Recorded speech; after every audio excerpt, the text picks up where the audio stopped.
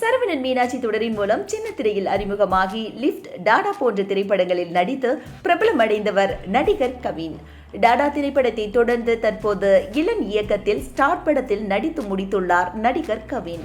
இதைத் தொடர்ந்து வெளியான ஸ்டார் படத்தின் ட்ரைலர் மக்கள் மத்தியில் எதிர்பார்ப்பை அதிகரிக்க செய்து வரவேற்பை பெற்று வருகிறது.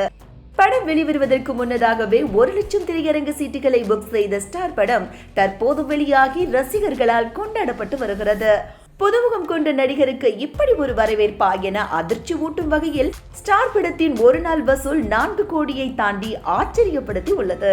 கவின் தமிழ் சினிமாவின் உச்சத்திற்கு வருவார் என முன்னணி நடிகர்கள், திரை விமர்சகர்கள் என பலரும் கூறி வருகின்றனர். இதற்கிடையே கவின் அடுத்த படத்தின் அப்டேட் வெளியாகி கவின் ரசிகர்களை நெகிழ்ச்சியில் ஆழ்த்தியுள்ளது.